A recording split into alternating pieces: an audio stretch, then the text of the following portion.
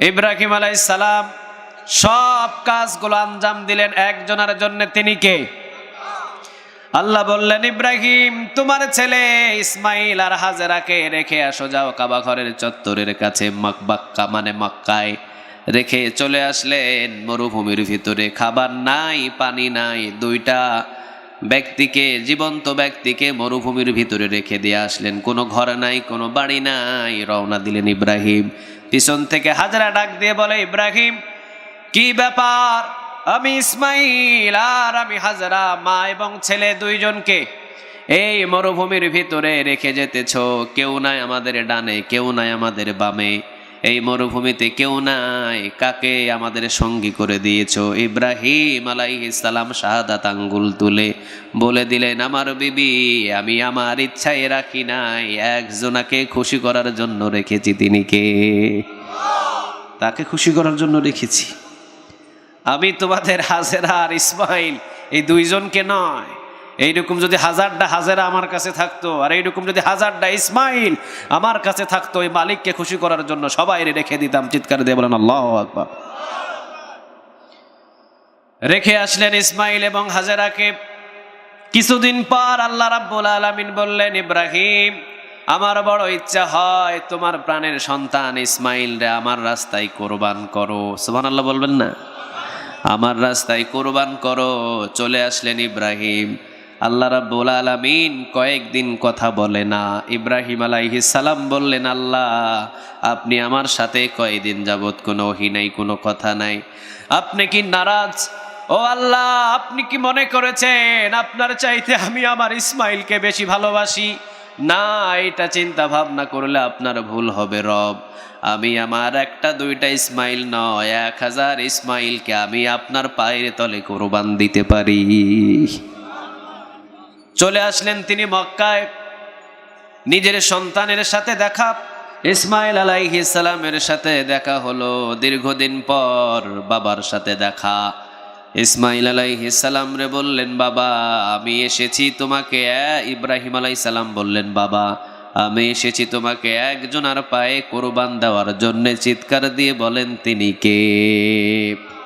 ছোটবেলা রেখে গেলেন, আর যখন একটু বড় হলেন, বড় এসে বলছে আমি তোমারে কোরবান দিতে চাই। এই কথা শুই না ইসমাইল আলাইহিস সালাম মারছে একটা দৌড়, না? হ্যাঁ, আমাদের মতো হলে কি করতাম? কইতাম, আব্বা আমি ছোট তো, আমার বড়টারে দেন এই বছর, আগামী বছর আমারে দিয়ে আব্বা, ঠিক না? এর ছাড়া ছোটটারে দেখাইয়া দিতাম। বড়টারে যদি বলতো, আব্বা যদি বলতো বড়টা তোরে কোরবান দেব, বড়টা কইতো, আব্বা আমি আপনার বহু কাজে লাগি, বাজার সদা সব আমি করি, আমারে দিয়েন না, আব্বা ওই ছোটটারে দিয়ে দেন, ঠিক না ভাই? ঠিক। আমরা অন্যজনকে দেখাইয়া দিতাম। ইসমাইল আলাইহিস সালাম বললেন, বাবা আপনাকে যে আদেশ করা হয়েছে ওই আদেশ অনুযায়ী আপনি কাজ করেন। ইসমাইল আলাইহিস সালামকে ধৈর্যশীলদের কাতারে পেয়ে যাবে। বাপ কা বেটা সিপাহী কা ঘোড়া, কুছ না হতো থোড়া থোড়া। ইব্রাহিমও যেই রকম, ইসমাইল আলাইহিস সালামও সেই রকম। চিৎকার দিয়ে বলেন আল্লাহু আকবার। ইব্রাহিম আলাইহিস সালাম নিয়ে গেলেন, লম্বা ঘটনা, নিয়ে গেলেন ইব্রাহিম আলাইহিস সালাম পাহাড়ের উঁচু স্থানে। নিয়ে যাওয়ার পর ইব্রাহিম আলাইহিস সালাম তিনি ছুরি চালাবেন। ইসমাইল আলাইহিস সালাম বললেন, বাবা আপনি যখন আমার গলায় ছুরি চালাবেন, মানুষের গলায় ছুরি চালালে হিতাহিত কোনো জ্ঞান থাকে? একটা গরুর গলায় ছুরি চালাইছেন, অর্ধেক ছুরি চালাইছেন, অর্ধেক চালান নাই, ওই গরুর কি ঠিক থাকবে মাথা? ও যেদিকে যাবে সেদিকে সব শেষ করে যাবে। চিৎকারে দিয়ে বলেন ঠিক কিনা? একটা গরু, কোরবানির গরু যখন জবাই করা হয়, হঠাৎ করে যদি রশি ছিঁড়ে অর্ধেক জবাইয়ের পর যদি দাঁড়িয়ে যায়, ওরে কি ধরা যায়? কথা বলেন, যায়? যায়? যায় না। ইসমাইল আলাইহিস সালাম বললেন, বাবা আপনি আমার হাত দুটো বেঁধে নেন, আপনি আমার পা দুটো বেঁধে নেন, আপনি আমার হাত বাঁধেন, আপনি আমার পা বাঁধেন। বাবা হাত আর পা বেঁধে এরপরে আপনি আমার গলায় ছুরি লাগান, কারণ আপনি আমার গলা কাটার পর যাতে আমার হাত আর পায়ের আঘাত আপনার কোনো শরীরে না লেগে যায়। সুবহানাল্লাহ বলেন। কি আদব, কি আদব! আরশ থেকে দেখছেন কে? সবাই বলেন কে? বাবা আর বেটা দুইজনের খেলা দেখছেন আল্লাহ সুবহানাহু ওয়া তাআলা। সুবহানাল্লাহ বলেন। আল্লাহ দেখছেন তাকিয়ে। ইসমাইল আলাইহিস সালাম বলে, বাবা হাত দুটো বেঁধে নেন। পা দুটো বেঁধে নেন। ইব্রাহিম আলাইহিস সালাম হাত বাঁধলেন, পা বাঁধলেন। ইব্রাহিম আলাইহিস সালাম রে এবার ইসমাইল আলাইহিস সালাম বলেন, আব্বা আপনি আমার রক্তমাখা জামাটুকু আমার মায়ের কাছে নিয়ে পৌঁছায় দিয়েন, কারণ আমার মায়ের সন্তান আমি একজন। আমি আমার মাকে সারাদিন মা মা বলে ডাকি, আমার মাকে ডাকার মতো আর কোনো ইসমাইল রইল না। আমার জামাটা আমার মারে দিয়ে দিন, অন্তত মা জামা দেখে সান্ত্বনা পাবে। শুরু করেন আপনি। হাতের ভিতরে ছুরি নিয়ে গলার কাছে ধরে কাটবেন। এমন সময় ইসমাইল আলাইহিস সালাম বললেন, বাবা স্টপ, কাইটেন না। ও বাবা, হাতের রশি যা বেঁধেছেন খুলে দেন, পায়ের রশি যা বেঁধেছেন আব্বা খুলে দেন। হাতের রশি খুলেন, পায়ের রশি খুলেন। ইসমাইল আলাইহিস সালামের কথা অনুযায়ী ইব্রাহিম বললেন, বাবা একবার বলো বাঁধার জন্যে, আরেকবার বলো খোলার জন্যে। ইসমাইল আলাইহিস সালাম বললেন, বাবা কিয়ামতের দিন, যেই দিন সব উম্মতের সামনে, সব নবীদের সামনে আপনাকে ডাকা হবে আর আমাকে ডাকা হবে, সেই দিন যদি আমার আল্লাহর সামনে নবীরা বলে, ইব্রাহিম তোমার ইসমাইল কোরবানিতে রাজি ছিল না, এই জন্যে হাত আর পা বেঁধে জোর করে কোরবানি দিয়েছ, বাবা গো এই কথা যেন কেউ না বলতে পারে। আপনি আমার গলায় ছুরি চালান, বিন্দু পরিমাণ আমার হাত পা নাড়ানাড়ি হবে না। কি ধৈর্য, কি কথা! আরশ থেকে খুশি হয়ে গেলেন। তিনি কে? ইব্রাহিম বললেন, ইসমাইল বললেন এই কথার। ইব্রাহিম ছুরি চালালেন। আল্লাহ বলেন, খবরদার ও ইসমাইলের একটা পশমও কাটতে পারবি না। চিৎকার দিয়ে বলেন আল্লাহু আকবার।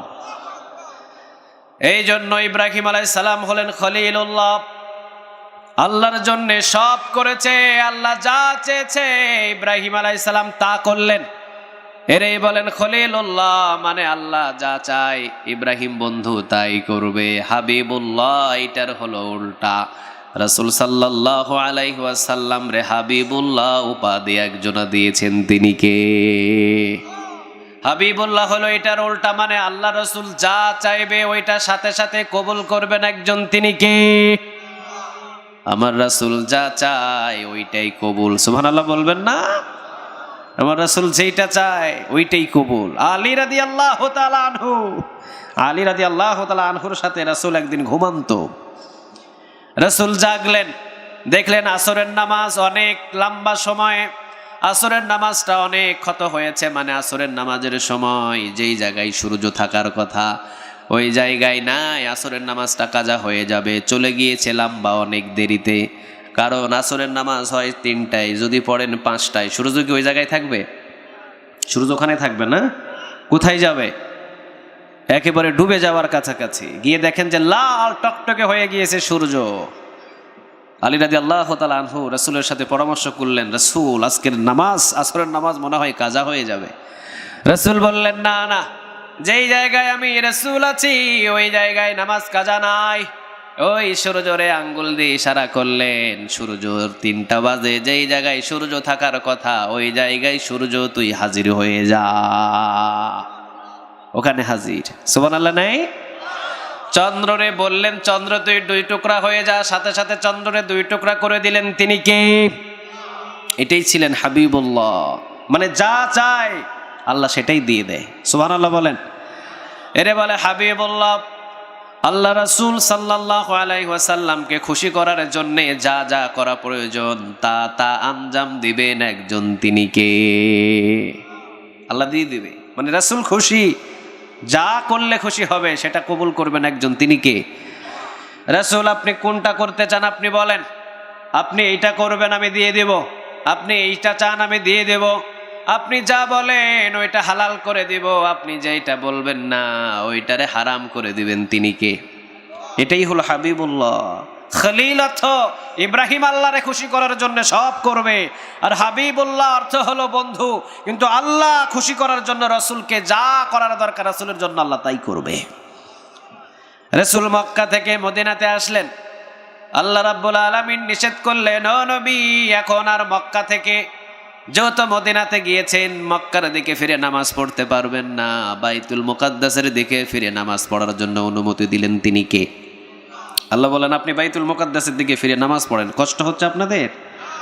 কথা কি আলোচনা বুঝতেছেন সবাই? হ্যাঁ, আলোচনার দিকে সামনে আগাচ্ছি আমি, সরাসরি ভূমিকা ছাড়াই আলোচনা, ঢুকে গিয়েছে আলোচনা, ভূমিকা ছাড়াই।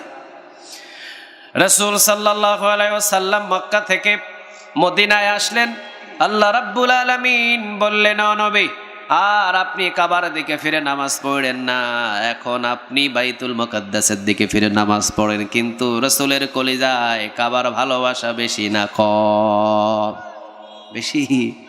রাসূল যেদিন মক্কা থেকে মদিনায় যাচ্ছেন সেই দিন বারবার ফিরে ফিরে কাবার দিকে তাকাচ্ছিলেন। রাসূল চেয়েছিলেন চাবি, কাবা ঘরের যার কাছে চাবি ছিল রাসূল বলেছিলেন, চাবি শুধু আমার কাছে দাও, যাওয়ার আগ মুহূর্ত পর্যন্ত এই কাবা ঘরের ভিতরে একটা সেজদা দিয়ে যায়। কিন্তু ওই চাবিটা রাসূলকে দেওয়া হলো না, বারবার শুধু ফিরে ফিরে চায়। রাসূল যেই দিন মক্কা থেকে মদিনা থেকে মক্কায় বিজয় নিয়ে আসলেন, সেই দিন যার কাছে চাবি ছিল ওই লোকটা চাবি রেখে কোথায় যেন পালিয়ে চলে গিয়েছে। রাসূল বললেন, ওরে ধরো। ওরে নিয়ে আসা হলো, রাসূলের সামনে দাঁড় করানো হলো। চিন্তা করেছেন মনে হয় রাসূল তাকে আঘাত করবেন, কিন্তু না। রাসূল বললেন, আজকে তোমাকে আমি কিছুদিন পূর্বে চাবি চেয়েছিলাম, কাবা ঘরের আমারে চাবি দাও নাই।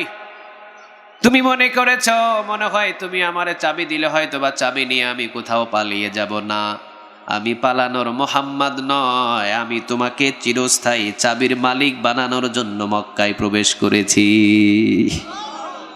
আজ থেকে তুমি এই চাবির মালিক। তুমি মারা গেলে তোমার ছেলে চাবির মালিক, তোমার ছেলে মারা গেলে তার ছেলে চাবির মালিক, কিয়ামত পর্যন্ত তোমার বংশধর হবে চাবির মালিক। চিৎকার দিয়ে বলেন আল্লাহু আকবার। আমি চাবি কেড়ে নিতে আসি নাই, আমি মুহাম্মদ এসেছি তোমাকে চাবির মালিক বানাতে। সুবহানাল্লাহ বলেন। এটাই মুহাম্মদ, এটাই রাসূলুল্লাহ সাল্লাল্লাহু আলাইহি ওয়াসাল্লাম। কাবার চাবিটুকু চাইলেন, কাবার চাবি দিলেন না, ভৎসনা দিলেন, ও মুহাম্মদ তোমারে কাবার চাবি দেওয়া যাবে না, যাও মুহাম্মদ তুমি চলে যাও।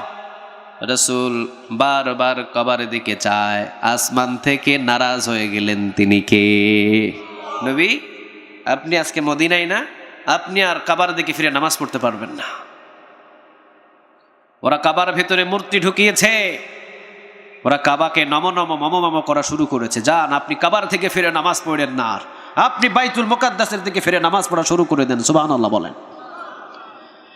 রাসূল এবার মদিনাতে বাইতুল মুকাদ্দাসের দিকে ফিরে নামাজ পড়া শুরু করলেন। প্রথম দিন পড়েন, দ্বিতীয় দিন পড়েন, তৃতীয় দিন পড়েন, কিন্তু শান্তি লাগে না, শান্তি নাই। কারণ কাবার দিকে ফিরে তো পড়তে পারছে না।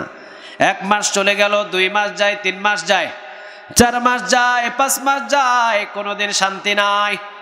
তিনি সব চাইতে বিনয়, সব চাইতে তিনি কি বলেন? বিনয়। তার বিনয় ছিল বেশি। সেই বুখারীতে একটা হাদিস এসেছে, রাসূল মসজিদে নববীতে বসা, ওমর রাদিয়াল্লাহু তাআলা আনহু বসা, ওসমান বসা, সবাই বসা। একটা ইহুদি আয়েশা লুঙ্গি উল্টায়া মসজিদে নববীর ভিতরে প্রস্রাব করা শুরু করেছে। আপনাদের মসজিদে যদি কেউ প্রস্রাব করে, রাখবেন তারে? ওটা বিচার সালিশ হবে না? কথা বলেন, হবে? জাগায় শেষ, জাগায় দাফন। ও প্রস্রাব করতে আইছে, ওরে কিলের লগে ওরে হাগায়া ছাড়াইয়া দিবে, ঠিক কিনা? এইরকম মেজাজ হলো আমাদের। কিন্তু রাসূল ছিলেন বিনয়, রাসূল ছিলেন বিনয়। রাসূল সাল্লাল্লাহু আলাইহি ওয়াসাল্লাম বলেন, খবরদার তারে ধইরো না, তারে আটকায়ও না, খবরদার তার শরীরের ভিতরে আঘাত করো না, তাকে বাধা দিও না। পরিপূর্ণ প্রস্রাব করার জন্য আমি রাসূল অনুমতি দিয়ে দিলাম। পরিপূর্ণ প্রস্রাব করুক। প্রস্রাবের অর্ধেক সময় যদি বাধা দেয়, ঝামেলা আছে না নাই? মেডিকেল সায়েন্স বলছে কিডনি অল্প সময় ড্যামেজ হয়ে যায়। রাসূল বললেন বাধা দিও না, পরিপূর্ণ প্রস্রাব করতে দাও। পরিপূর্ণ প্রস্রাব করলেন। এইপরে ঝাড়া ঝোড়া উঠলেন, ওঠার পরে রওনা দিয়েছেন। রাসূল বললেন ডাকো।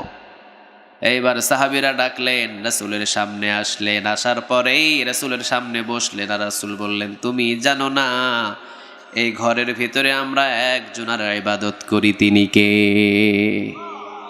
রাসূল বললেন, তোমাদের ইবাদতগাহে যদি আমরা প্রস্রাব করি কি করবা বলো? কয় হুজুর, সাথে সাথে তারে দাফন, মারি ছাড়াই দাফন। মৃত্যুর পরে তো মানুষরে দাফন করা হয়, কিন্তু আমাদের ইবাদতগাহে যদি কেউ এইভাবে প্রস্রাব করে, আমিও যদি প্রস্রাব করি আমারেও রাখবে না, সরাসরি দাফন। কিন্তু রাসূল বললেন, না, আমি নিষেধ করব না, তুমি পরিপূর্ণ প্রস্রাব করেছো, তোমার কাছ থেকে এই মসজিদ পরিষ্কার করে নিব না, আমার সাহাবীরা মসজিদটা পরিষ্কার করে দাও। সুবহানাল্লাহ। তোমারে আঘাত করব না, তোমাকে মারব না, সম্মানের সাথে তোমারে বিদায় দিয়ে দিলাম, যাও। মসজিদে নববী থেকে পা বাড়িয়ে দিলেন, এক পা ভিতরে রাখলেন, এক পা বাহিরে দিলেন। দেওয়ার পরে চিন্তা করলেন, হায় হায়, এত বিনয়ী মানুষ তো আমি পৃথিবীতে একটাও দেখি নাই, আমার প্রস্রাবে বাধাও দেয় নাই। পরিপূর্ণ করার পর আবার ডেকে সম্মানের সাথে বুঝাইয়া বিদায় দিলেন। এই মানুষ তো সাধারণ মানুষ নয়, কালেমা পড়ে নিলাম, লা ইলাহা মুহাম্মাদুর রাসূলুল্লাহ সাল্লাল্লাহু।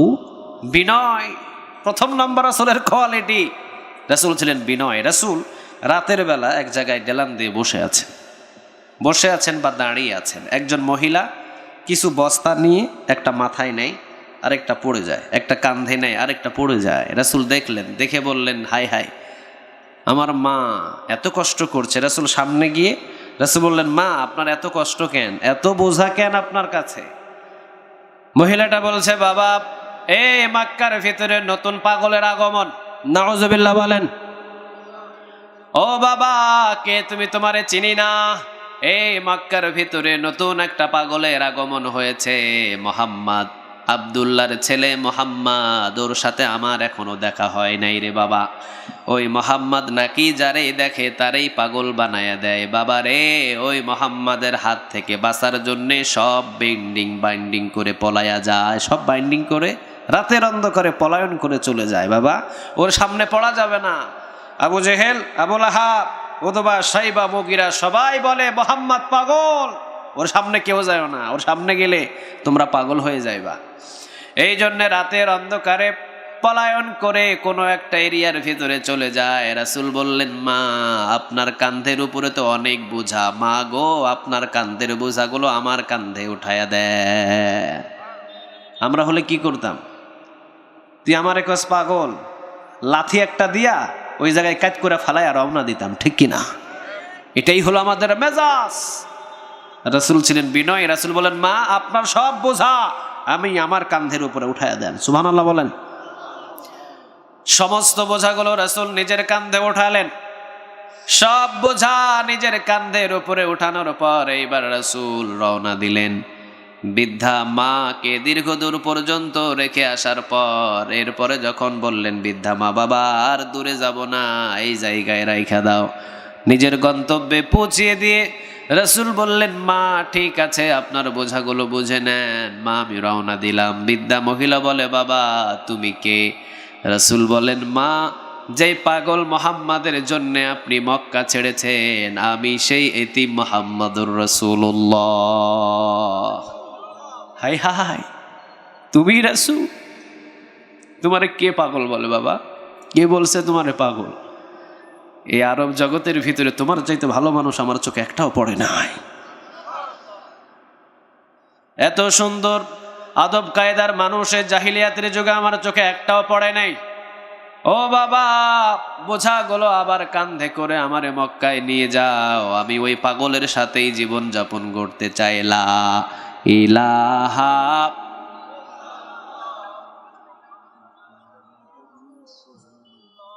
সাল্লাল্লাহু। আবার রাসূল জীবনে কোনোদিন কোনো সময় নামের আগে কোনো টাইটেল দেন নাই, কিন্তু আমাদের নামের আগে টাইটেল আছে না নাই? এই যে এখানে দিচ্ছেন কি জানেন? আন্তর্জাতিক খ্যাতিসম্পন্ন মুফাসসিরে কোরআন। এগুলো আমার একটাও পছন্দ না, আমি একটুও খুশি হয় নাই, আল্লাহর কসম করে বলছি। আমার নামের আগে যে আন্তর্জাতিক খ্যাতিসম্পন্ন মুফাসসিরে কোরআন, বিশিষ্ট ইসলামী চিন্তাবিদ, এত টাইটেল, আমি একটুও খুশি হয় নাই। শুধু নামটা দিয়ে দিতেন এনাফ ছিল। কারণ আন্তর্জাতিক তো আমরা নই। বাংলাদেশে আন্তর্জাতিক বক্তা কখনো টিকে না। বাংলাদেশের মানুষ আন্তর্জাতিক বক্তাদের দাম দিতে জানে না। এই বাংলাদেশের মানুষ আন্তর্জাতিক বক্তাদেরকে চার দেয়ালে জেলখানার ভিতরে বন্দী রাখতে হয়। এটাই হলো আমার বাংলাদেশের নিয়ম। কারণ বাংলাদেশের মানুষ আন্তর্জাতিক বক্তাদের মূল্য দিতে জানে না, মূল্য দেয় না। আন্তর্জাতিক বলতে হবে কাজী ইব্রাহিমের মতো একজন আলেমকে, আন্তর্জাতিক বলতে হবে ডাক্তার মিজানুর রহমান আজহারিকে, আন্তর্জাতিক বলতে হবে সেই কাজী ইব্রাহিমকে, আন্তর্জাতিক বলতে হবে আমির হামজাকে, আর আন্তর্জাতিক বলতে হবে বিশ্ব মুফাসসির আল্লামা সাঈদীকে।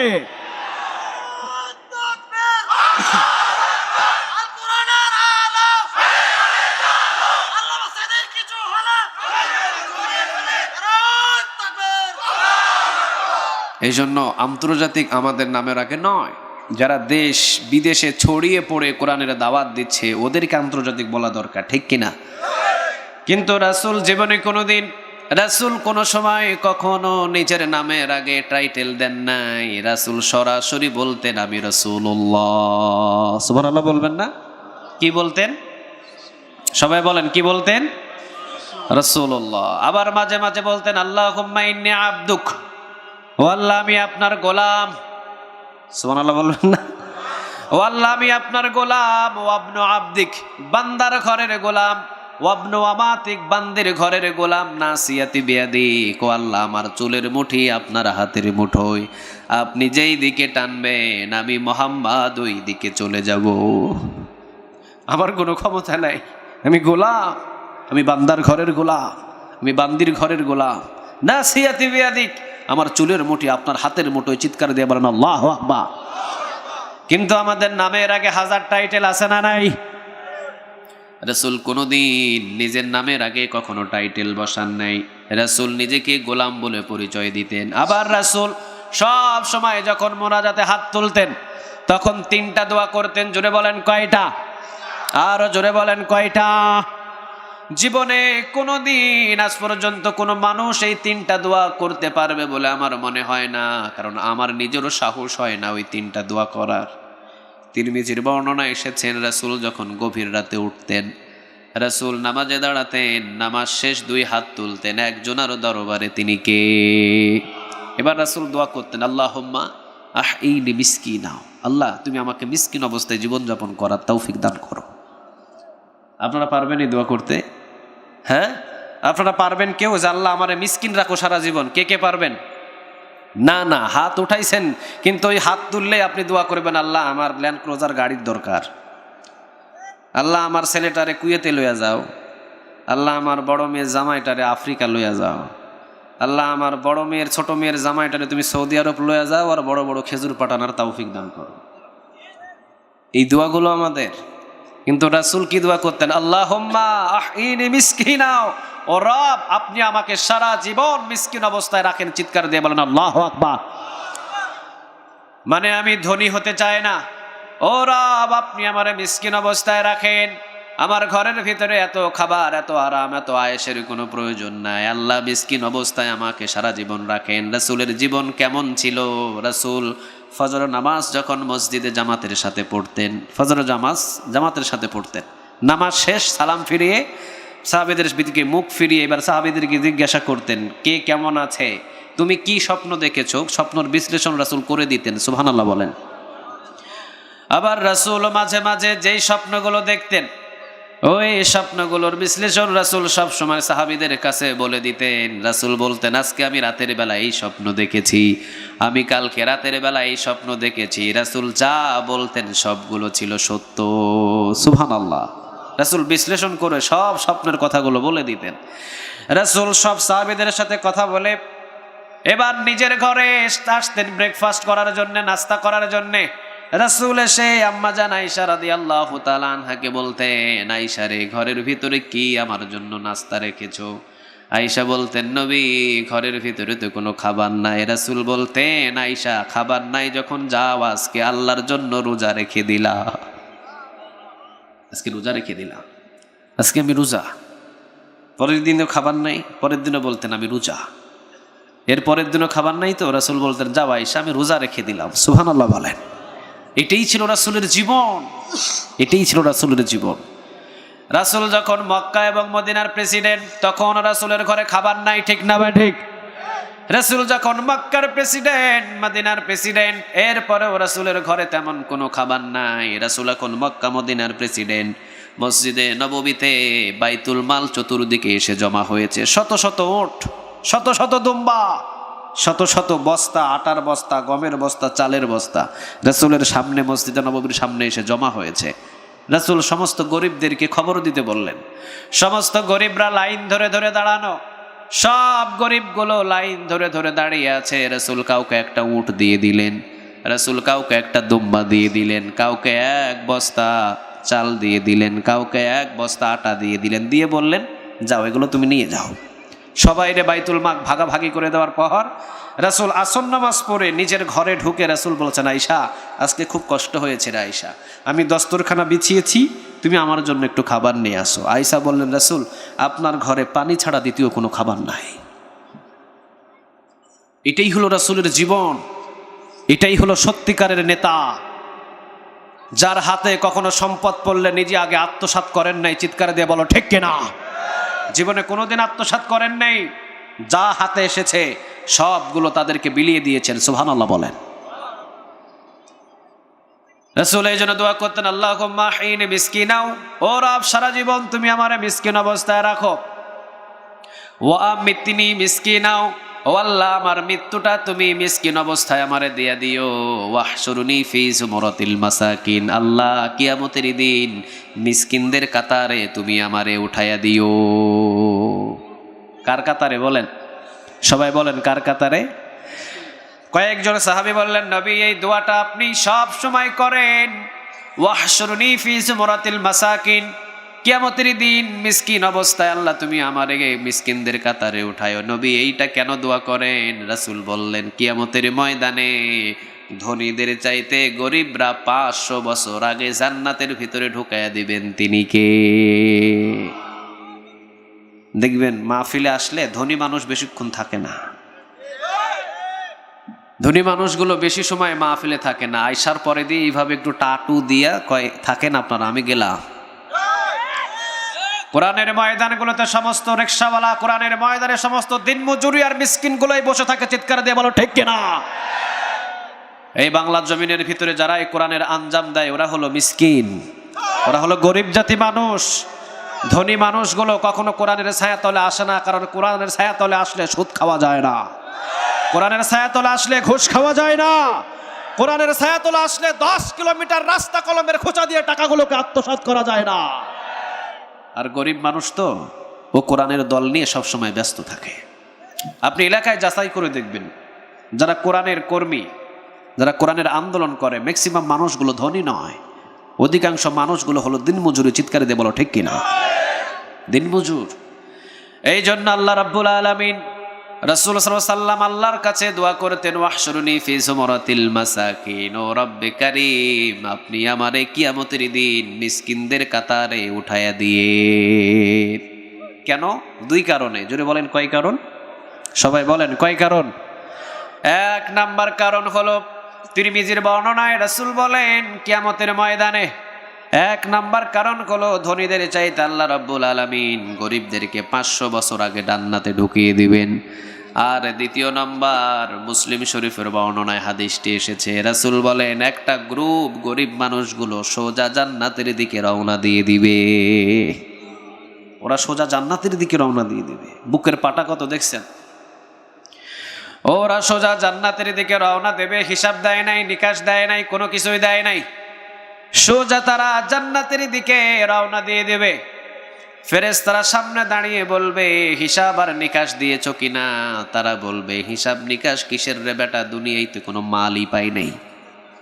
আরে মাল পাইলেই না হিসাব দিতাম, আমার জীবনে কোনো একটা অ্যাকাউন্ট ছিল না, আমি সারা জীবন রিকশা চালিয়েছি, হাতের কড়াগুলো এখনো পড়ে আছে, ঠিক কিনা? সারা জীবন কাঁধে করে ধান ঢোয়াইছি, সারা জীবন মানুষের কাজ করে করে জীবন গড়েছি, দামি একটা পাঞ্জাবি পরতে পারি নাই, দামি একটা শার্ট পরতে পারি নাই, বাজারের বড় বড় মাছগুলো আমি কিনে খাইতে পারি নাই, বাজারের সবচাইতে বড় বড় দামি পোশাক আমি পরতে পারি নাই। সব মানুষগুলো বড় মাছ কিনেছে, আমি কিনেছি পচা মাছ। দুনিয়ার ভিতরে কোনো ভালো আরাম আয়েশ আমারে দিয়ে হয় না। আল্লাহ সারা জীবন আমাকে দুঃখী করে রেখেছে।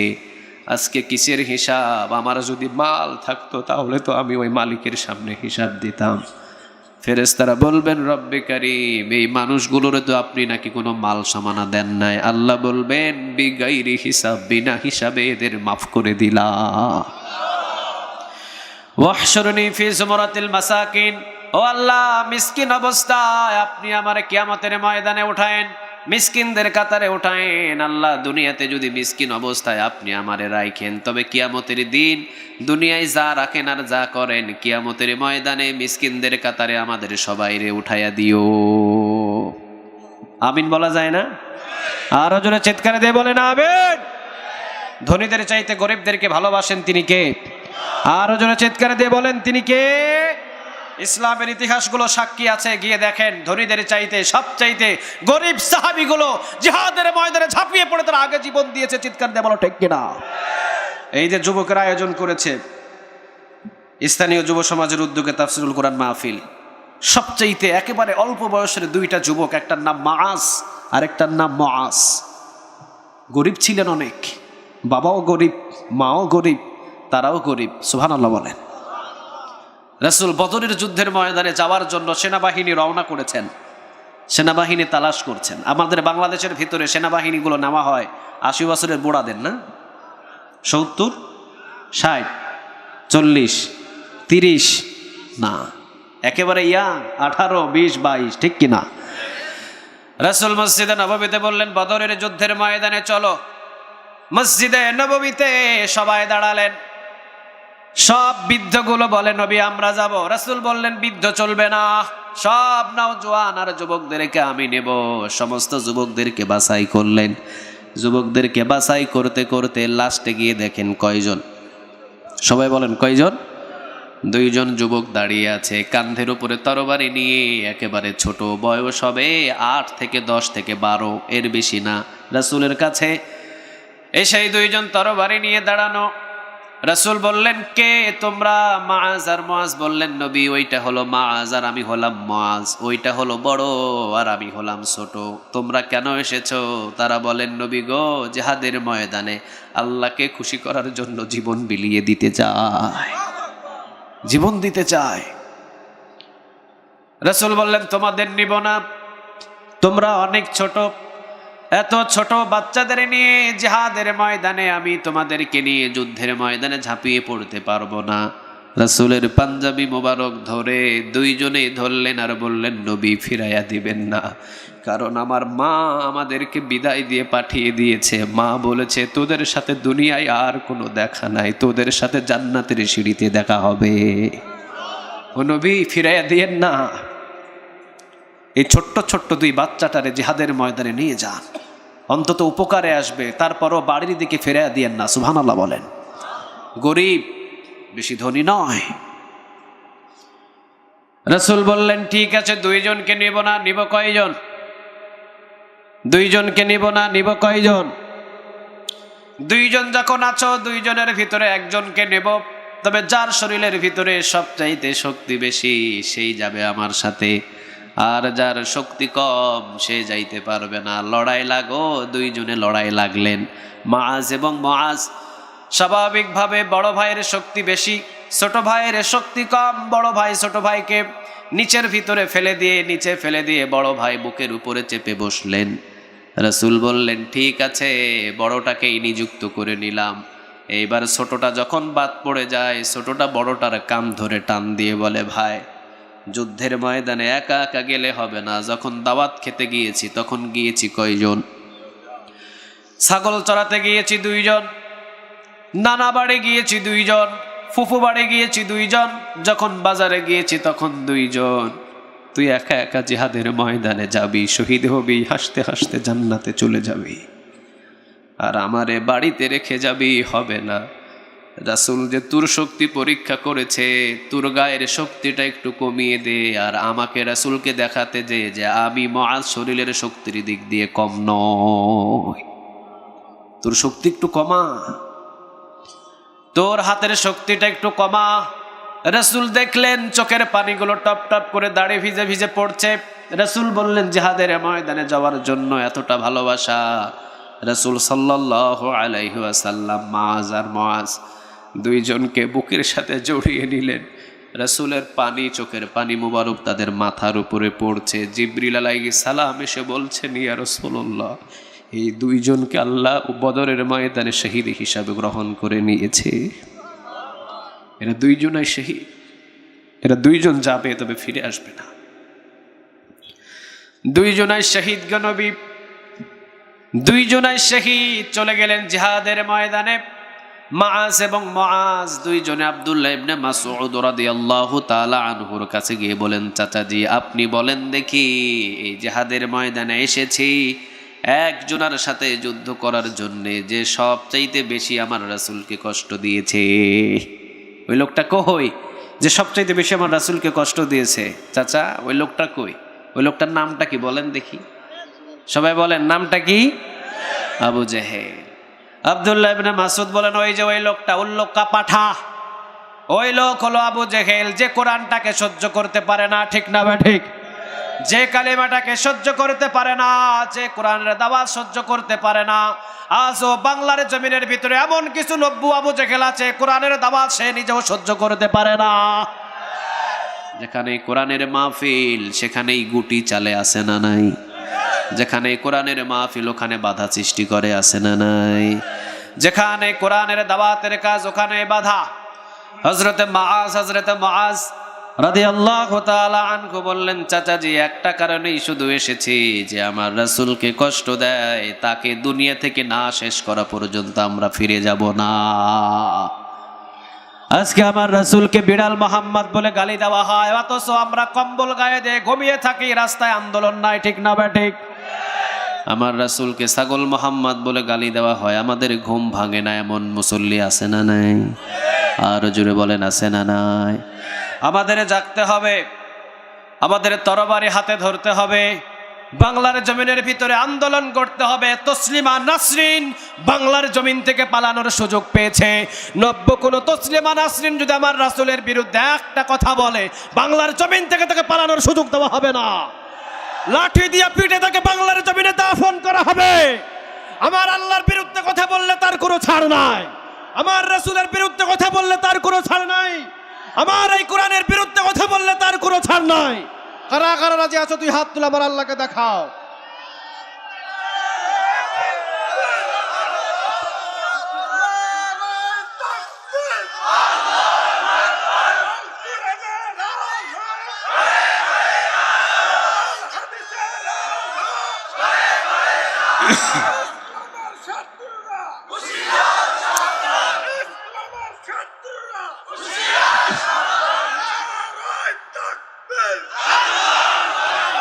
আল্লাহ তুমি কবুল করো। আরো জোরে বলেন আমিন। আমরা অনেক ঘুমিয়েছিলাম, এখন আর ঘুমন্ত আমরা থাকবো না, এখন আমাদের জাগতে হবে, ঠিক কিনা?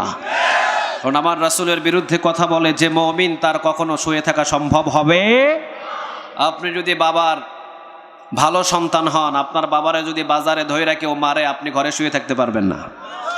যে খাঁটি মুমিন, ওই মুমিনের সামনে আমার রাসূলের বিরুদ্ধে একটা কথা বললে ওই মুমিন কখনো স্থির থাকতে পারবে না। যে বাংলাদেশের ভিতরে খাঁটি মুমিন আমার আল্লাহর আইনের বিরুদ্ধে একটা কথা বললো, ওই মুমিন কখনো শুয়ে থাকতে পারবে না। ওই মুমিন জেগে উঠবে, ওই মুমিন কোথাও শান্তি পাবে না।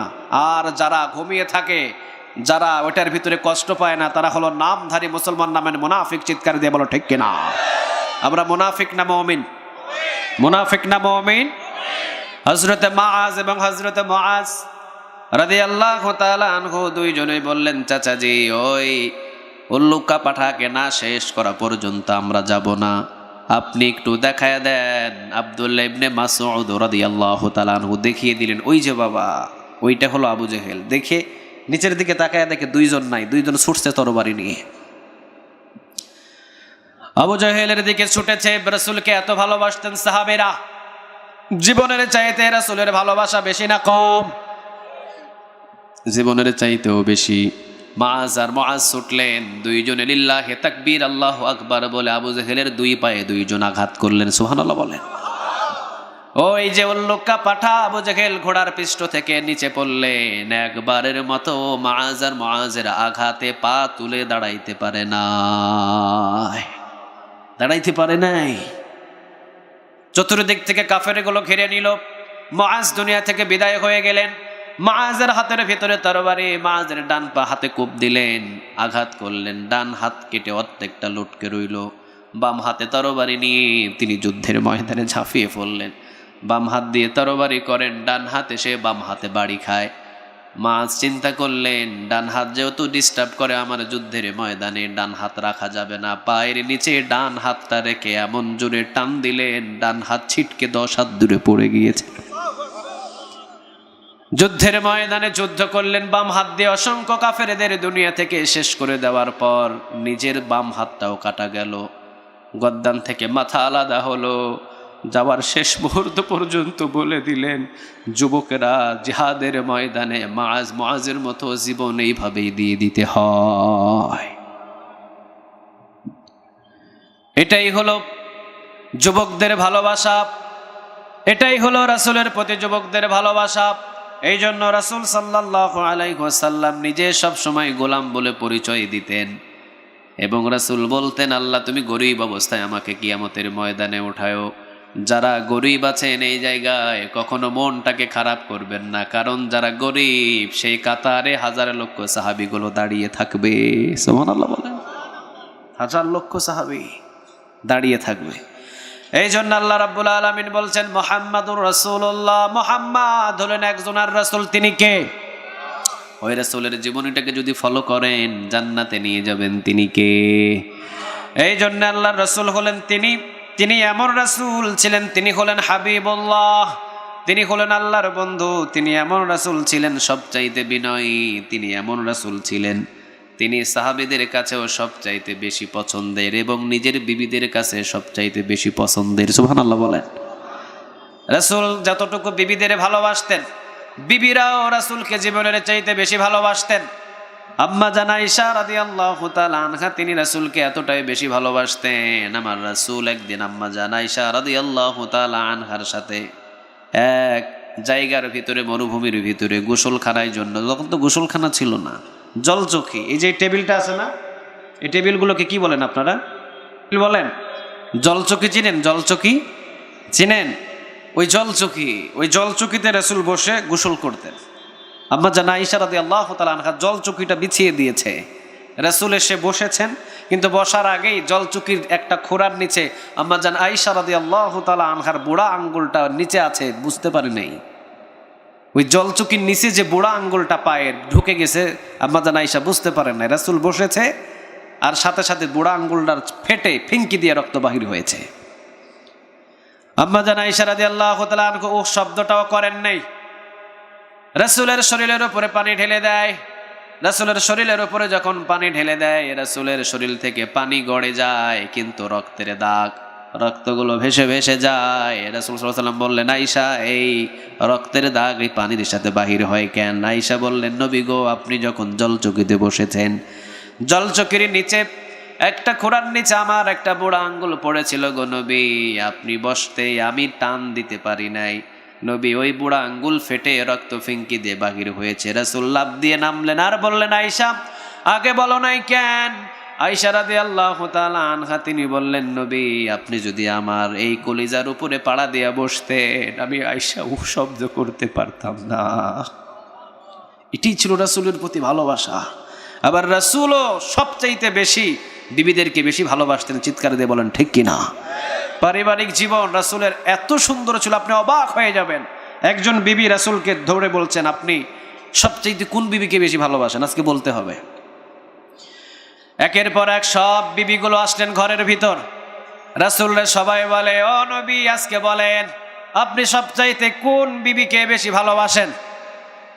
যদি এখন নাম কয়া দেয় ঝামেলা বাড়বে না কমবে? সবাই বলেন বাড়বে না কমবে? বেড়ে যাবে, ঝামেলা বাড়বে। রাসূল এটা ভালো জানে, কিন্তু বিবিরা বলে, নবী আজকে বলতেই হবে আপনি কোন বিবিরে বেশি ভালোবাসেন। আমাদের আয়েশা রাদিয়াল্লাহু তাআলা আনহাকে বেশি ভালোবাসেন, নাকি উম্মে হাবিবাকে বেশি ভালোবাসেন, নাকি কোন বিবিকে নবী আপনি বেশি ভালোবাসেন? আজকে আপনি বলেন। রাসূল বলেন, সকালে বলতে পারবো না, বলবো সন্ধ্যার সময়। কোন সময় বলেন? সবাই বলেন কোন সময়? সন্ধ্যার সময়। ঠিক আছে, সন্ধ্যার সময় বলে দিব। সন্ধ্যার সময় এবার রাসূল সাল্লাল্লাহু আলাইহি ওয়াসাল্লাম সন্ধ্যা হওয়ার আগেই রাসূল কয়েকটা খুরমা খেজুর নিলেন। কয়েকটা খুরমা খেজুর নিয়ে প্রথমে একটা বিবির ঘরে ঢুকলেন, আয়েশার ঘরে। আয়েশার ঘরে ঢুকে আয়েশাকে বলছেন, আয়েশা, তোমার এই যে একটা হাতের ভিতরে খেজুর দিছি না, এই কথাটা তুমি কাউরে বইলো না, আমি আর তুমি ছাড়া কাউরে বইলো না, শুধু আমি আর তুমি জানবো। রাসূল চলে গেলেন উম্মে হাবিবার ঘরে। উম্মে হাবিবার ঘরে গিয়ে উম্মে হাবিবার হাতের ভিতরে খেজুর দিয়ে বললেন, ও উম্মে হাবিবা, তুমি এই খেজুরটা কখনো হাবিবারে তুমি কাউরে দেখায়ও না, আমি যে তোমার হাতে খেজুর দিয়েছি এইটা আমি আর তুমি ছাড়া যেন কেউ জানে না, আমি আর তুমি। সব বিবির ঘরে ঘরে একটা করে খোরমা খেজুর হাতের ভিতরে ঢুকিয়ে দিলেন আর সব বিবিরে বললেন কাউরে জানায়ও না। এইবার মাগরিবের নামাজ শেষ, রাসূল ঘরে ফিরে আসলেন। কথা বুঝতেছেন আপনারা?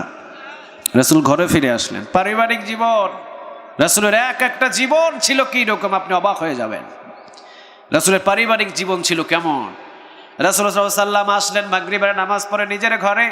সব বিবিগুলো নামাজ শেষ করে বসা, সবাই বসা। এবার রাসূল মাঝখানে বসলেন, সব বিবিগুলো ঘেরাও করে ধরলেন, নবী আপনি বলেন সবচাইতে আপনি কোন বিবিরে বেশি ভালোবাসেন? এইবার রাসূল মুস্কি হাসি দিয়ে কয়, যার হাতের ভিতরে খুরমা খেজুর দিয়েছি ওই বিবিরে আমি সব থেকে বেশি ভালোবাসি। এইবার সব বিবি মুস্কি মুস্কি হাসে, সুবহানাল্লাহ নাই?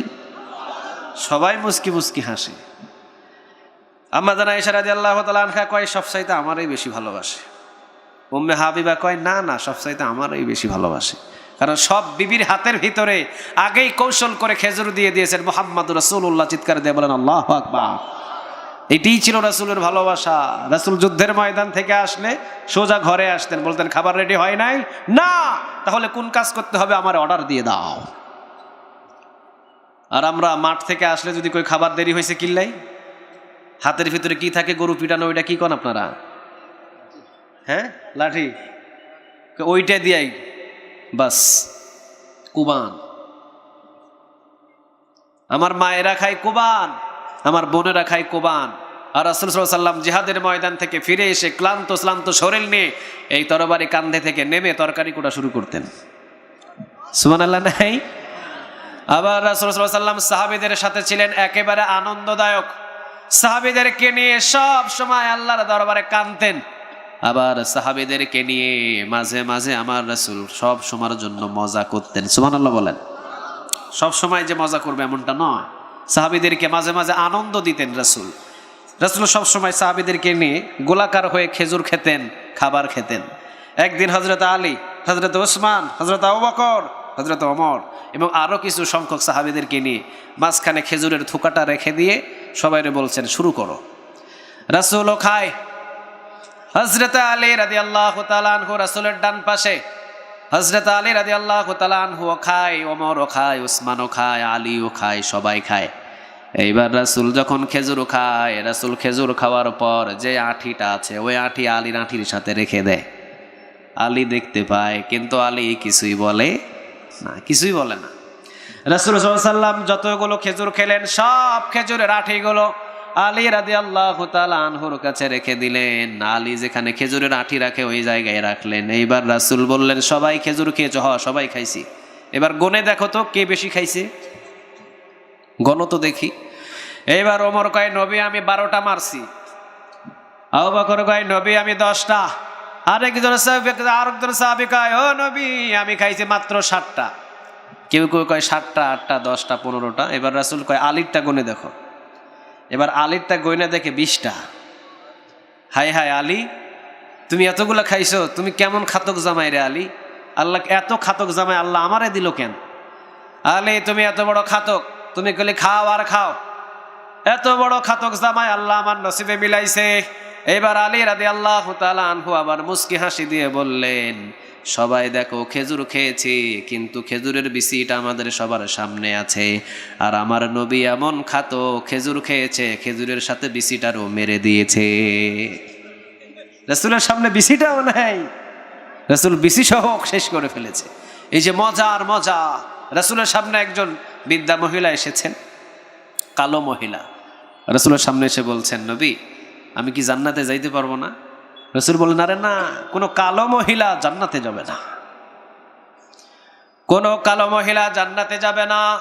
হায় হায় ও নবী, আপনি তো নিজেই বলেছেন লজ্জাস্থানের হেফাজত, আপনি বলেছেন 5 ওয়াক্ত নামাজ, আপনি বলেছেন স্বামীর সম্পদ, আর আপনি বলেছেন রমজান মাসের রোজা। যদি এই 4টা কাজ যদি কোনো মহিলা করে, 8টা জান্নাতের দরজা মহিলাদের জন্য খুলে দিবেন তিনি কে? 5 ওয়াক্ত নামাজ, রমজান মাসের রোজা, স্বামীর সম্পদ, এবং আরেকটা কি? লজ্জাস্থানের হেফাজত। এই 4টা কাজ করলে 8টা জান্নাতের দরজা নারীদের জন্য খুলে দিবেন তিনি কে? আপনি নিজেই বললেন এই 4টা কাজ করলে জান্নাতের 8টা দরজা খোলা। ও নবী, আপনি বলার পরে আবার আপনি কেটে দিলেন কেন? আপনি বললেন কেন যে কোনো কালো নারী জান্নাতে যাবে না? আপনি এই কথা বলেন কেন গো নবী? রাসূল বললেন ঠিকই তো বলেছি, কোনো কালো নারী জান্নাতে যাবে না, তবে তুমি যখন জান্নাতে যাইবা তখন পূর্ণিমার চাঁদের মতো সুন্দর বানায়া দিবেন তিনি কে? সুবহানাল্লাহ বলেন। রাসূল বৃদ্ধদেরকে বলতেন কোনো বৃদ্ধ জান্নাতে যাবে না, কোনো বৃদ্ধ জান্নাতে যাবে না। সব বৃদ্ধগুলো, কোনো বৃদ্ধ জান্নাতে যাইতে পারবে না। বৃদ্ধরা অবাক, হায় হায় নবী জান্নাতে যাব না কেমনে? তাহলে কোথায় যাবো গো নবী? রাসূল বললাম জান্নাতে যাইবা, তবে বৃদ্ধ হয়ে নয়, ইয়াং যৌবন বয়সের যৌবন দিয়ে তোমাকে জান্নাতে ঢোকাবেন একজন, তিনি কে? এটাই হলো রাসূলের জীবন। আবার রাসূল রাষ্ট্রীয় জীবনে যেভাবে বিচার করেছেন, 1 ইঞ্চি পরিমাণ কখনো কোনোদিন বিচারে ঢিলমিল করেন নাই। রাসূল বিচার করতেন একজনের কিতাব দিয়ে, বলেন কিতাবটা কার? রাসূল কাউরে কর্কশ ভাষায় কখনো কথা বলতেন না। রাসূল কখনো কাউকে আঘাত দিয়ে কোনোদিন কোনো কথা বলেন নাই। একটা কথা বলেছেন, এনাফ, বিচার ফাইসালা হয়ে গেছে। সুবহানাল্লাহ বলেন। মসজিদে নববীতে আবু যর গেফারি রাদিয়াল্লাহু তাআলা আনহু বসা, আর ওইদিকে বেলাল বসা। আবু যর গেফারি বেলাল রাদিয়াল্লাহু তাআলা আনহুকে বললেন, বেলাল কথায় কথায় কি যেন নিয়ে একটা লাগছে, তর্ক লেগেছে বেলালের সাথে। আবু যর গেফারি বললেন, বেলাল তুই একটা কালো মায়ের সন্তান, তোর মাও কালো, তুইও কালো। রাসূল গরম হয়ে গেলেন, হাই হাই কে বললো এই কথা? আবু যর। রাসূল বলেন, আবু যর তুমি কালেমা পড়েছো ঠিক, কিন্তু তোমার মুখের ভিতর থেকে জাহিলিয়াতের দুর্গন্ধ এখনো যায়নি। ছোট্ট নসিহত করে দিলেন। বেশি বড় লাগছে? বকাবকি করছে? গালাগালি করছে? না, শুধু বলেছেন আবু যর তোমার মুখের ভিতরে জাহিলিয়াতের গন্ধ এখনো যায় নাই। আবু যর গেফারি সাথে সাথে মসজিদের সিঁড়িতে শুয়ে গেলেন। শুয়ে গিয়ে বলছেন আবু যর, সাথে সাথে বলছেন, বেলাল আমি তোমারে অনেক কষ্ট দিয়েছি ভাই, তোমার ওই কালো পা আমার মুখে না লাগানো পর্যন্ত এই আবু যর এই শোয়া থেকে কখনো উঠবে না। ব্যাস, বিচারের ফাইসালা হয়ে গেছে। সুবহানাল্লাহ বলেন। আবার রাসূল বিচার করতেন ইনসাফের বিচার একটা কিতাব দিয়ে, বলেন কিতাবটা কার? আরো জোরে বলেন কিতাবটা কার? কুরাইশ বংশের মেয়ে একজন চুরি করলেন মদিনায়। কোন বংশের মেয়ে? কুরাইশ বংশের মেয়ে মদিনায় চুরি করলেন। মদিনায় চুরি করে ধরা পড়লেন, মোটা অঙ্কের চুরি করেছে। আমার বাংলাদেশের ভিতরে চুরির বিচার হয়। কোন চুরির বিচার হয়? লাউ চুরি, কদু চুরি, বেল চুরি, এরপরে কলা চুরি, মসজিদের জুতা চুরি। এই চুরের বিচার আমরা বাংলাদেশের ভিতরে সবাই করতে পারি, কিন্তু ওই চুরের বিচার আমার বাংলাদেশে হয় না, যাদের একটা কলমের খোঁচা দিয়ে লক্ষ কোটি টাকা জনগণের আত্মসাৎ করে নিয়ে যায়। ওই চুরের বিচার আমার বাংলাদেশে হয় না। একটা চুরের হাত বাইতুল মুকাররম স্কয়ারের সামনে কেটে দেন, আল্লাহর কসম পুরা বাংলাদেশের সমস্ত চোর তাওবা করে এক একটা আল্লাহর ওলি হয়ে যাবে। চিৎকার দিয়ে বলো ঠিক কিনা? কয়টা চুরের বিচার করতে হবে? সরে বলেন কয়টা? এনাফ। কুরাইশ বংশের মহিলা চুরি করলেন। রাসূল সাল্লাল্লাহু আলাইহি ওয়াসাল্লাম বললেন হাত কেটে দাও, কারণ চুরি করলে হাত কাটার আইন কেটে দাও, হাত কেটে দাও। রাসূলের কাছে একজন সাহাবী এসে বলেন, নবী এইটা হলো কুরাইশ বংশের লোক। নবী আপনি নিজেও কুরাইশ বংশের, মহিলাটাও কুরাইশ বংশের, আমরা অসংখ্য মানুষ এই মদিনাতে কুরাইশ বংশের আছি। ওই মহিলার হাত যদি কাটা হয় কুরাইশ বংশের উপরে চুনকালি পড়ে যাবে। মানে পাম মারতেছে আর কি, যেমন আমাদের পাম মারে না। আরে ও রেপ করেছে, ও জেনা করেছে, ও খুন করেছে, তাতে কি হয়েছে? আমার সাইনবোর্ডের লোক তো, ও তো আমার সাইনবোর্ডের লোক। আর একটা ছেলে 5 ওয়াক্ত নামাজ পড়ে, কোরআন তেলাওয়াত করে, তাহাজ্জুদ নামাজ পড়ে, কিন্তু আমার দলের সাথে মিলে নাই, সে কোরআনের একটা কর্মী, তাড়াতাড়ি রিমান্ডে নিয়ে যা। এটাই হলো বিচার, এটাই হলো বিচার।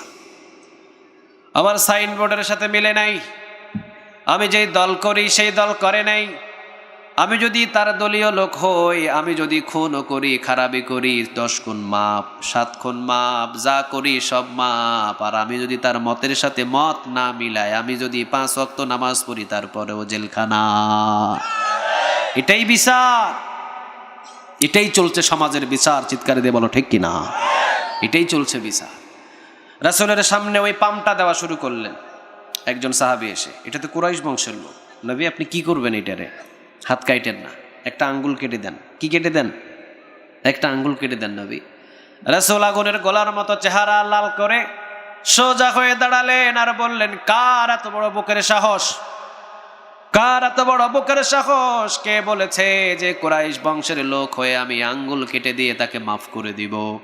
আল্লাহর কসম করে বলি, আজকে যদি কুরাইশ বংশের মহিলাটা না হয়ে আমার মেয়ে ফাতেমা হইতো, আল্লাহর কসম আমার 2টা মেয়ে, আমার মেয়ের ফাতেমার হাত 2টা কেটে দিতাম। এটাই হলো রাসূলের বিচার। এই জন্য আল্লাহ রাব্বুল আলামিন বললেন, মুহাম্মাদুর রাসূলুল্লাহ, মুহাম্মদ হলেন একজনের রাসূল। তিনি কে?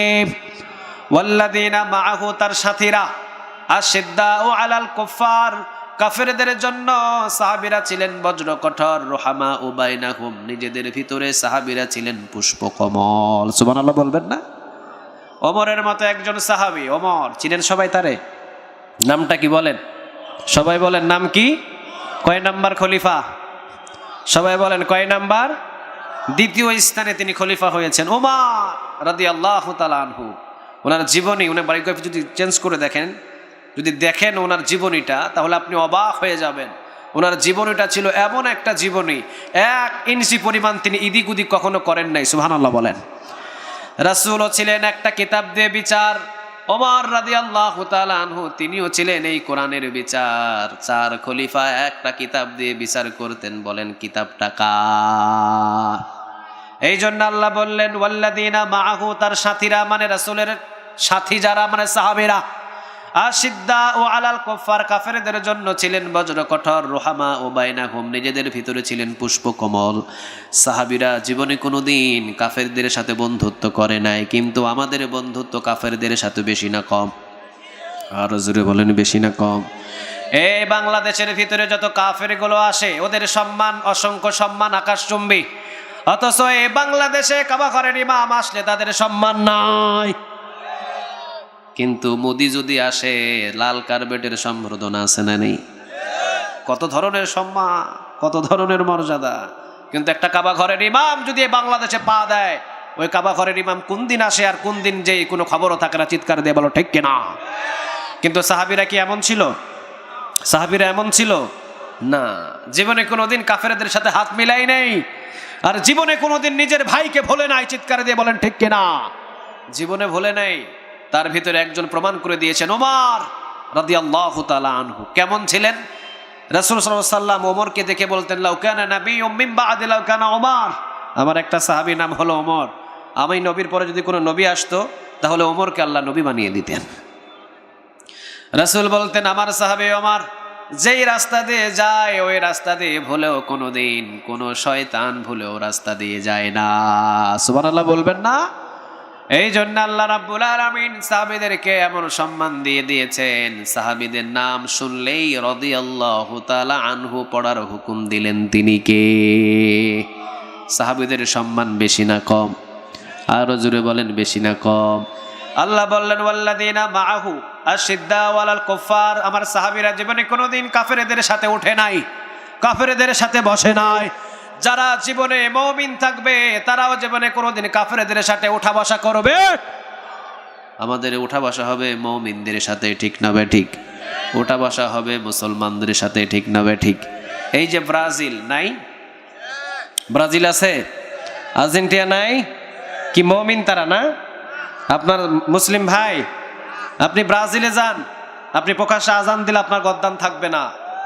যেই ব্রাজিলের ভিতরে প্রকাশ্যে আজান হয় না, ওই ব্রাজিল কোনো মুমিন করতে পারে না। ওই ব্রাজিলের জন্য 1 টাকা খরচ করতে সে পারে না। যে আর্জেন্টিনা কোরআন তেলাওয়াত নিষিদ্ধ, ওই আর্জেন্টিনার জন্য 1 পয়সা কোনো মুমিন খরচ করতে পারে না। তাহলে কিভাবে আপনি তাদের জন্য এত ভালোবাসা দেখান? মিডিয়ার ভিতরে আসছে শ্বশুর বাড়ি থেকে 2 কাঠা জমি পাইছে, 2 কাঠা জমি ৭৫,০০০ টাকা বা ৫০,০০০ টাকা দিয়ে বিক্রি করে 2.5 কিলোমিটার ব্রাজিলের পতাকা বানাইছে। চিন্তা করছেন? নিজের ঘরে নিজের মেয়ে, নিজের বিবি, নিজের বাচ্চাদের আজ পর্যন্ত শীতের জন্য সোয়েটার কিনতে পারে নাই, কিন্তু বাড়ির উপরে দেখেন ব্রাজিলের পতাকা ঠিকই উঠতেছে। কে কইছে তোমার এই ভালোবাসা দেখাইতে? তোমার ভালোবাসা হবে মুমিনদের জন্য, তোমার ভালোবাসা হবে মুসলমানদের জন্য, তোমার ভালোবাসা হবে আরাকানের সেই ভাইদের জন্য যেই জমিনের ভিতরে মুসলমানদের রক্ত ঝরছে তাদের সাথে আমাদের কোনো সম্পর্ক নাই, আর যাদের রক্ত ঝরছে তারা হলো আমাদের মুসলমান ভাই। চিৎকার দিয়ে বলেন ঠিক কিনা?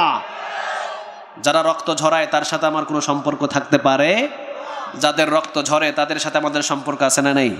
সহিহ বুখারীর বর্ণনা, জিহাদের ময়দানে একজন সাহাবী আঘাতপ্রাপ্ত হয়ে সাহাবীটা বলছেন, আমাকে একটু পানি খাওয়াও, আমি শহীদ হয়ে যাব।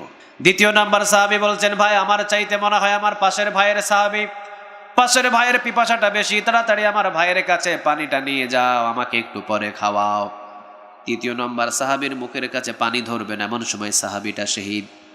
দ্বিতীয় নম্বর সাহাবীর কাছে পানি দিতে এসেছেন, দ্বিতীয় নম্বর সাহাবীটাও শহীদ। প্রথম নম্বর সাহাবীর কাছে এসেছেন পানি খাওয়ানোর জন্য, প্রথমটাও শহীদ। একজন আরেকজনকে খাওয়ানোর জন্য ভালোবাসা দেখিয়েছেন, পানির জায়গায় পানি আছে, কলিজায় ভালোবাসা নিয়ে চলে গেলেন একজনের কাছে। তিনি কে? আল মুসলিম আখুল মুসলিম, মুসলমান মুসলমানের ভাই। খবরদার, সে আওয়ামী লীগ করুক, সে বিএনপি করুক, সে জামাত করুক, সে জাতীয় পার্টি করুক, কিন্তু আমার তো ভাই। সে তো কালেমা পড়নেওয়ালা, সে কোরআনের কর্মী, সে লিল্লাহে তাকবীর আল্লাহু আকবারের স্লোগান দেয়। আপনি তাকে দেখতে পারেন না, সে কোরআনের দল করে, আপনি তাকে দেখতে পারেন না। বোঝা যায় আপনি আবু লাহাব, উতবা, শাইবা, মুগীরা তাদের চাইতেও জঘন্য মুনাফিক, ঠিক কিনা? কারণ যে লিল্লাহে তাকবীর আল্লাহু আকবারের স্লোগান পছন্দ করে না, সে কখনো মুমিন থাকতে পারে? লিল্লাহে তাকবীর আল্লাহু আকবার স্লোগানটা কার? আরো জোরে চিৎকার দিয়ে বলেন কার?